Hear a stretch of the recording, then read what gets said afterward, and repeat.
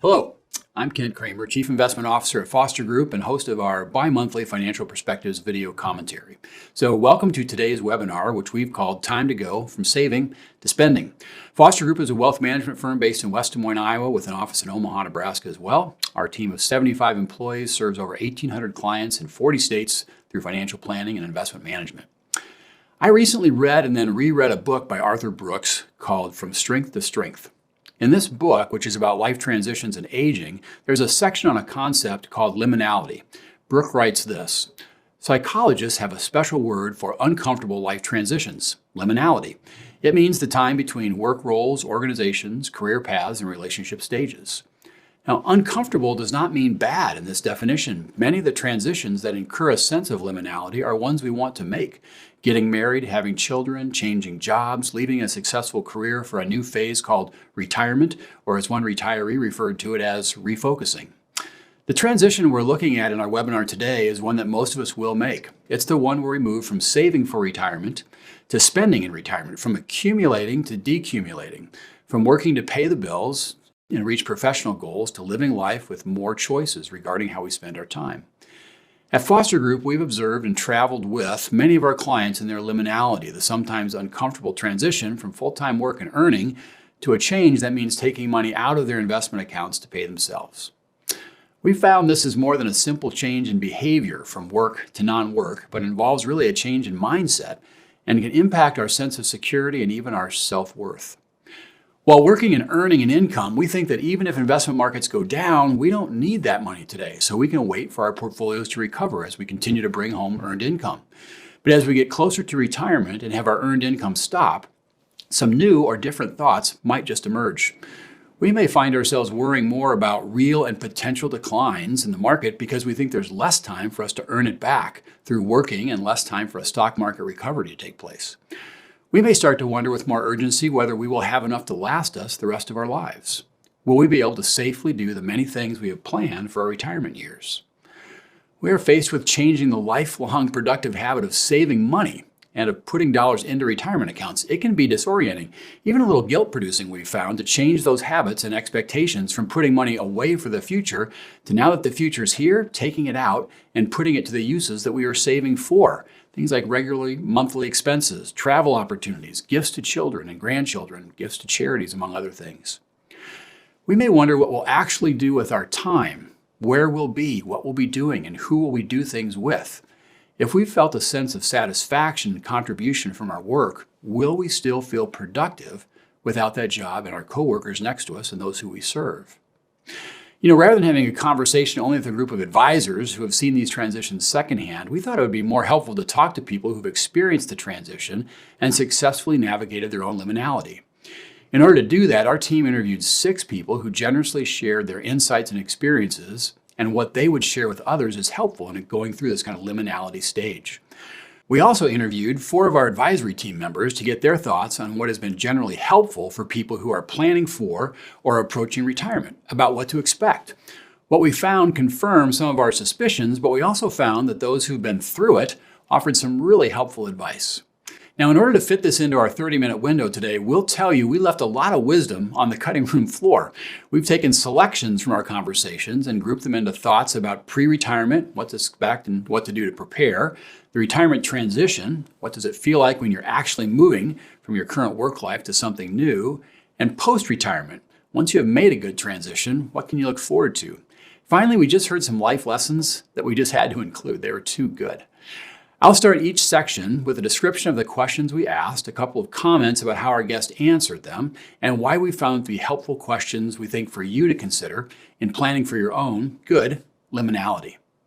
So, in this first section, we asked our guests about how they have experienced or observed spending hesitancy. And when I say spending hesitancy, what I mean is, as they've been saving, when they get ready to make that transition, what's causing a hesitancy to now take money out of the portfolio and to spend it on goals they've been accumulating for?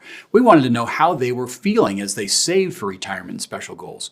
We also wanted to know what they saw as contributing to any second thoughts or hesitations to actually flipping the switch from saving into as opposed to spending from their investment portfolios. So we asked things like, did you feel like you were saving enough as you were getting started?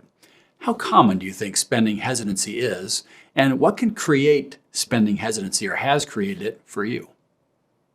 We were ingrained to save going way back when, almost from my own personal aspect, almost to a fault. When I was a little kid, I used to save my Easter candy, uh, Mm. little yellow Bo Peeps and all, while my sister had all hers gone, in a few hours. But I saved them until I forgot where they were or about them, and eventually I had to throw them away because they were despoiled or discolored, spoiled, and such. But Mhm. I got over that, I think. Never.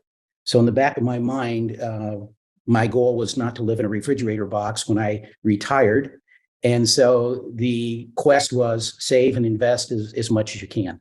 It's not necessarily with the clients who've retired recently. It's often with clients who have been retired for a long time, even, and just are from that generation of we want to save and we want to spend as little money as possible. That's good. And one time, even had a woman ask me if she could buy a new $300 dresser. And she, of course, had plenty of funds available and could absolutely make that purchase. But she was still focused on spending as little as possible, even though she had funds available to use.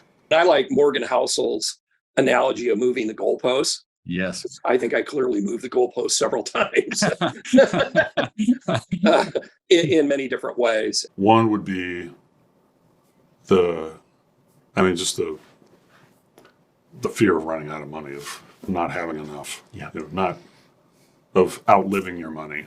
There's this mentality of even if I make a misstep while I'm still earning, I can make up for it. Yeah. And now that I switch gears into this spending category, well, now if I make a misstep, it's not as easy, or at least I have to make up for it in different ways.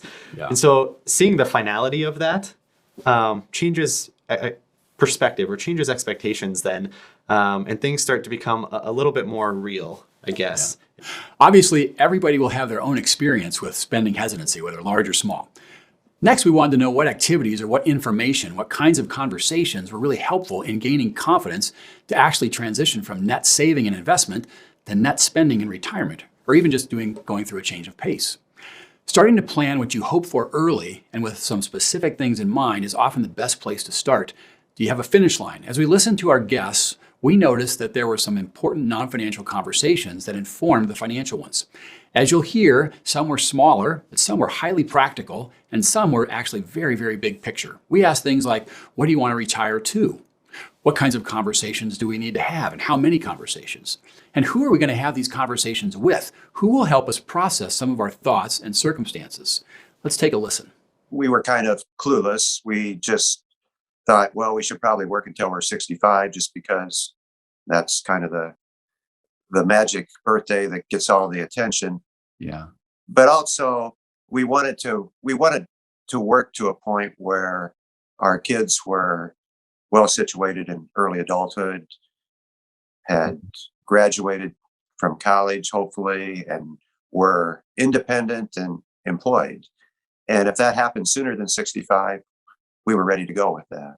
And luckily and fortunately, it did by, a few years. I mean, a lot of people have retirement ideas at different ages too, whether that's I want to retire or I just want to know that I can retire if I want to, that financial freedom rather than retirement age or date. Yeah, and I think that's a really solid point that I would stress to everybody. I mean, it's financial is one aspect of the decision, but what are you going to do with your time? What are you going to do with all this expertise and skill that you've developed over a lifetime? What's your mission? What's your purpose? And so I actually engaged a professional coach probably 18 plus months before I retired that kind of helped me hone in on, what I thought would be a decent beginning and general direction after leaving my professional role. And it becomes a social thing as well, because people our age that are volunteering, then we're together enjoying things that we like to do.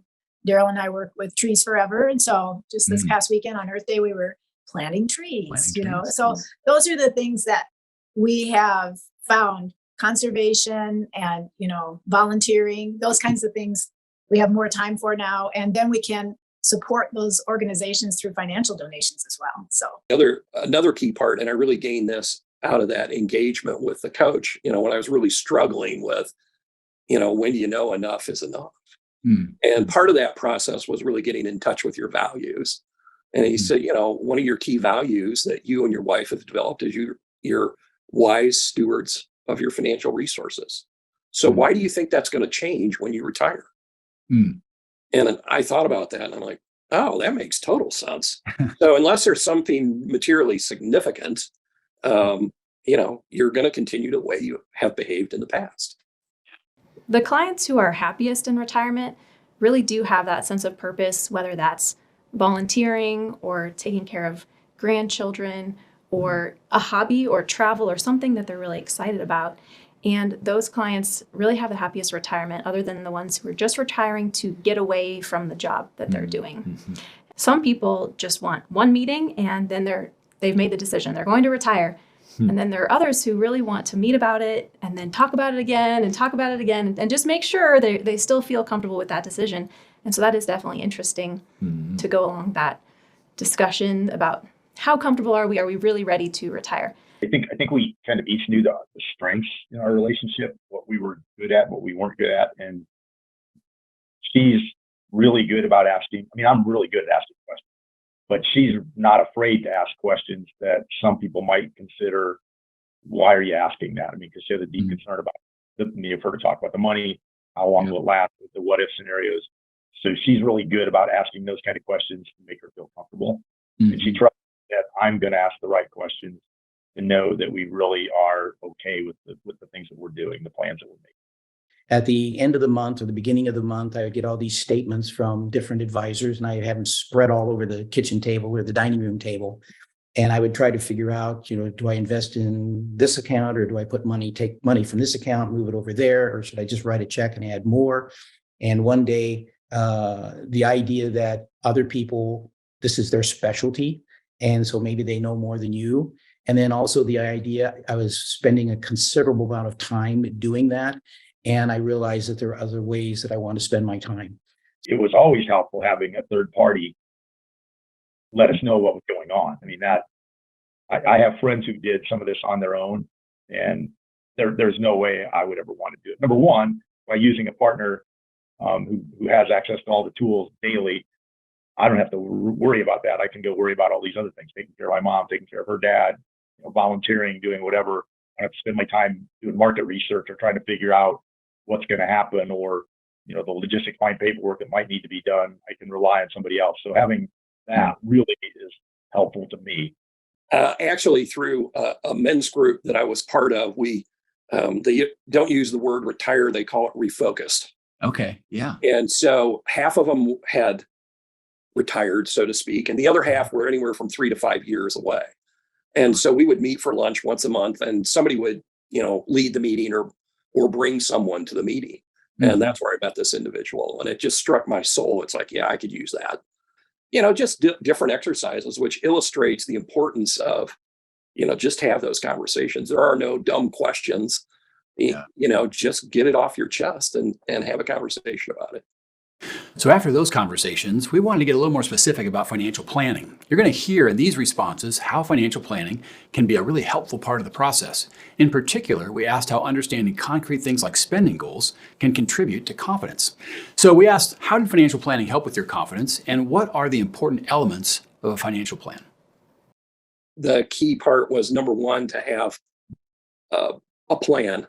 I mean, at least a framework for a plan. And then as you learn and experience different things, you develop a little more confidence in the plan. And I think it was really important for me to understand what are the key parameters and variables in the plan. I mean, it's almost like in my business, we call them financial levers. So if I pull this, I get that. So that was a key part for me to gain confidence. I think we felt really good about where we would end up. But as time went on, I think you still have that hesitancy about, med costs are increasing and everything. And you're going, do we really have as much as we think we have?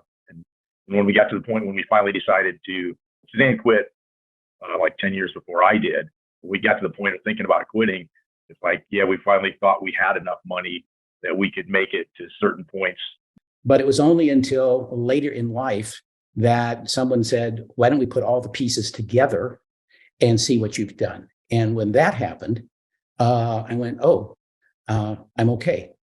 Well, what I want to say is that when we looked at our projections, I was very surprised, pleasantly surprised. And I think that just gave us confidence to move forward without what are we worrying about? We believed it, and we felt that we were building a good foundation, just like other aspects of our life, your spiritual foundation or your, physical health foundation. We were building a firm financial foundation, and we believed it and felt confident we're going to be fine. So if you can think about what your actual cash flow needs are going to be in those first maybe 5 to 10 years, try to get as close and thoughtful about that as you can. The new economics goes, that's the exact opposite. If you're going to retire, you may need 100 to 125% of your previous income, because if you're relatively healthy, now you're sitting at home and you want to go do things. You have time to go to golfing. You have time to take your wife out to dinner. You have time to take more than a 3-day vacation. So those are the things I think you need to financially prepare for. Most of our clients don't know how much they spend, which is kind of interesting when we're getting to the numbers part of the discussion of, well, how much do we need in retirement to give you that confidence that you're ready to retire? And so I really would encourage you, if you're thinking about getting closer to retirement, maybe look at your spending over 6 to 12 months to get an understanding of what you need in the future, because most people actually don't know. I think it's important to know where your money's going. I mean, and not to be overly burdensome, but to develop a relatively simple and efficient way to monitor what your expenses are. It's one thing to say, I'm going to spend X in the plan and then never test it. So after those conversations, we then wondered what else about the financial planning process helped. What we heard is that understanding the variables like spending, possible portfolio rates of return, these allow plans to be pressure tested to see how strong they are. This kind of what-if scenario planning can be really helpful. We ask the question, how the numbers of a financial plan connect to the subjective retirement goals people have. As I listened to our guests and advisors, what stood out to me was how helpful it is to get as specific as you can when thinking about what you want to do and how much you will spend in doing that. The more accurate the cash flow estimates, the more confidence you'll have in your plan, especially when you start running various what-if scenarios about the future. If couples are thinking about well in advance of the day, what they want life to look like, so that neither one of them are really surprised once it gets there, that's going to be super helpful. Yeah, we tend to look, instead of just looking at the next year, we tend to look at multiple decades for most people. And so that tells us that you've stored up this nice nest egg along the way. And so if we start to draw that down, that's okay. That's what it's meant for. That's what it's there for. And we transition from this build to now we have to rely on what we have established. And so as people start to talk through that math, we start to talk about withdrawal rates. We start to talk about, one-time expenses. Do those expenses stay long-term, or will there be some things that kind of fall off over time? I also think it's helpful to explain how we construct their portfolios, that we are building this safety net, this, as we've called it internally, this lifeboat, that a significant portion of their withdrawal needs in the next 10 years, we're not wanting to take much risk with that. I think the other part is just the way the plan is designed, with 3 to 5 years worth of income in those high quality liquid investments, so that you're not subject to the fluctuations and oddities that occasionally take place in the market. And so that takes a lot of noise and emotion out of I can't take money out right now, In these next excerpts, our guests talked about some of their experiences actually in the transition period. So they'd made the decision to start to change and had some recollections about what they were aware of in the early part of it. It wasn't always easy, at least initially.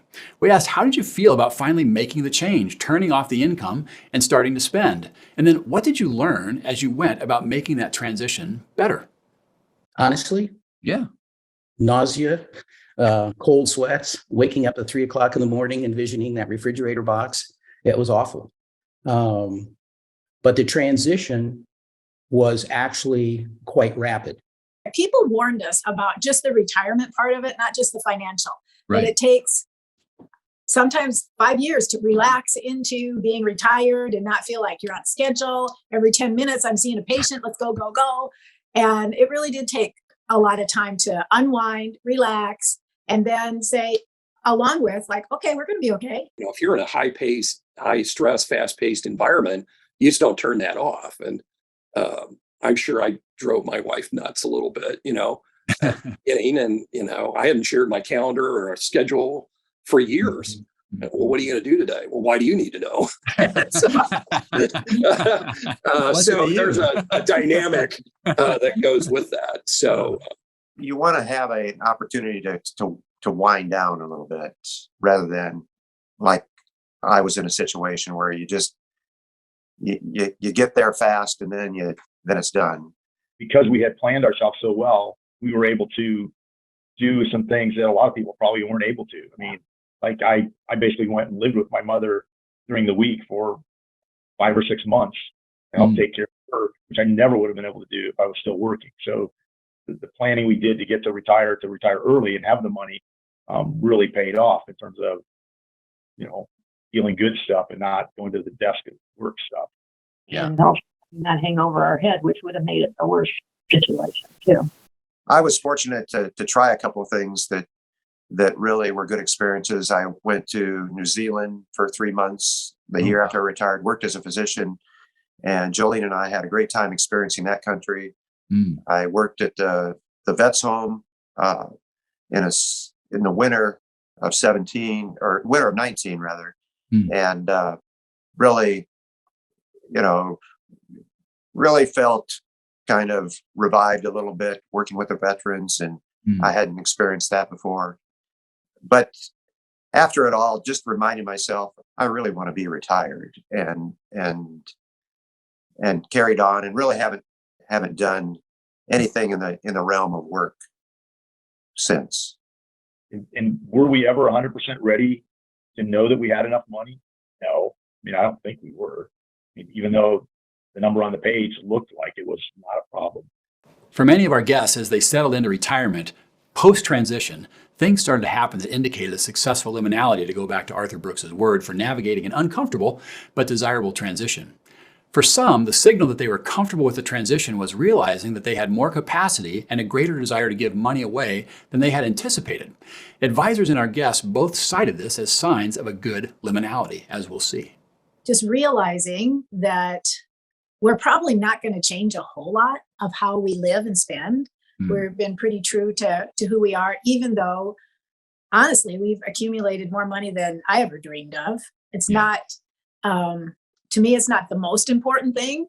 You know, I'm approaching 70 now, is that I recognize how many more opportunities we're going to have now with charitable giving, and to a level of quite an impact. And it's not only, you know, the right thing to do, but there's so much tax advantage built into it.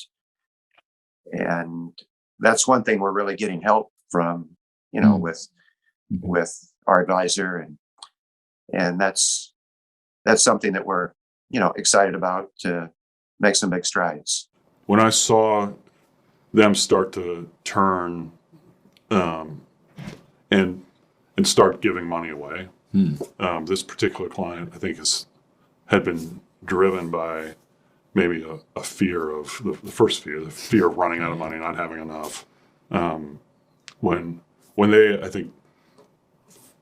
I saw them start to experience the joy of giving money away, I kind of knew that they'd finally accepted it. Like, I've got enough. Finally, our guests just shared some of the lessons learned that didn't fit in any one category, but were just too good not to share with you. These first couple have to do with not waiting too long. Do it. Just do it. Because the things that you can do with your time when you're not working, when you're retired, you feel much better about those things. I mean, we both do volunteer work. We both have taken care of our ailing parents.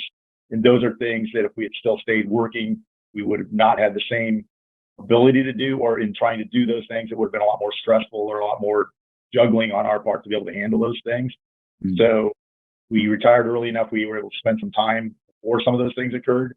And We feel better about being able to devote that time to help with those things. So, I say just do it, and you'll find out you're going to be way busier in retirement than you were when you were working. My father died prematurely at age 72. And Mary pointed out that I've lived 2 years longer than my dad lived. And so it's time to not just be happy, but to enjoy. Because literally, you can blink your eyes and your entire world can change. And that's why I said earlier, someone's going into retirement. This really isn't for retirement, Ken. It's for anyone. Happiness is having a family. Happiness is having a car to get you to work or taking the kids to soccer practice. Happiness is living in Iowa because we don't have to deal with the stuff that goes on in the big cities. But joy is living. And that's what I've learned. In listening back through the recordings, some of our guests reemphasize placing a priority on continuing to learn, to plan desirable activities, and to pay attention to being healthy. You have this sense when you retire, I have all this time. I don't need to plan ahead anymore. Things will fall into place, and they don't. Your time gets eaten up, and there's only so much of it. So I would really, and travel is really a good thing to use as a planning measure, because you got to put it out there ways, and when you do it, you have to spend money. I don't think it's ever too late to learn. And if we can pass some of that information off to other people, that's the reason I'm sitting in front of you. The other thing I would say is just really put a priority on your health. To lifestyle changes, there's more opportunities to follow a healthy lifestyle in retirement. There's more temptations not to too, but there's greater opportunity to do things a better way rather than what you're forced to do in your hustle and bustle and everyday work life. But you have to know that good luck in good health plays a big part in it. I mean, the saying, if you don't have your health, you don't have much. And we have been so blessed with having good health. But a couple of, preventive things that Daryl was talking about with diet and exercise have made a difference. So you can help yourself too. But we really have been lucky to enjoy good health and enjoy exercise. Not everyone enjoys it, but we do. So that's made a difference. And we're lucky in that way. Finally, in these last two clips, we hear about experiencing deeper joy and peace of mind and how those have been such welcome changes as a result of making the change. It is possible. Psychologically, I think people need to know the difference between happiness and joy. Happiness is more of a verb. Joy is more of a noun. I mean, I was happy to get up and go to work every day and take care of the patients who entrusted their health and well-being to me, and seeing my employees and taking care of them. That was happy. Joy is learning to live life at the present time. Overall, I've just become more calm and peaceful in the process. And learning not to pursue certainty, but just live with the tension of confidence. I don't think we can get certainty, and that's not what we're trying to get. And so trying to live with confidence in many aspects, and learning to just be comfortable with that tension. I really appreciate those last two thoughts from both Dante and Mark. I especially like Mark's phrase about getting comfortable with confidence instead of struggling for a certainty that just does not exist. When we first decided to pursue this topic, we knew there would be much more to it than a 30-minute webinar could ever cover. Moving from deeply ingrained habits of saving and investing in professional and career schedules to spending regularly from your accumulated portfolio and having what for some is a dramatic social and calendar change, well, that can just be unsettling to think about. An uncomfortable transition, but one that most of us hope to make. We hope that by listening to our guests today and some of our advisors that you have found a few takeaways to help you. Everyone is going to experience their version of liminality differently. There seem to be some common activities that can help, from just acknowledging that this can be hard to starting early to discuss financial and non-financial plans. You can prepare. Identifying the most helpful conversations that you will want to have and who you will have them with also seems to be very important. As we've heard, this can be with advisors, coaches, groups of people in similar stage of life, and if you're married, you're sure going to want to have many of these conversations together. So we're thankful to our guests who agreed to tell us their liminality transition stories. As we listened to them describe their experiences, we realized they were the best ones to give good advice because of their actual experience. Our advisors are in a great position to point out where someone's experience is truly unique, where no one else had a similar experience, but also where some of these experiences are the ones that many people share in common. So thank you, Mark, Jim and Suzanne, Daryl and Jolene, and Dante, and thanks to our advisors, Ethan, Brad, Brittany, and Reed. If you're a client of Foster Group and would like to connect with your advisor to more intentionally start or continue a discussion about your transitions, please give us a call and let's get that on the calendar. If you're not a client yet of Foster Group, our team enjoys having these kinds of conversations every day. From in-depth financial planning and investment conversations to listening and helping surface individual financial and non-financial goals, we have a team ready to engage with you. You can start that process with a simple no-obligation sit-down with an advisor where you can decide if there's a fit. So again, thank you for joining us today. It had been our intention to open this up for a live Q&A session, but because of the length of the program, we're not going to be able to do that right now. But we do want to hear from you and answer any questions you might have. So you can submit those questions to the contact information that you see on the screen right now, or we're going to leave the webinar open for a little bit. And if you just want to submit your question via the chat function on the webinar screen, that would be great as well. We'll gather up those questions, get them to the right people, and we'll respond to them as quickly as we can. So again, thanks so much for watching today, and we hope to see you soon.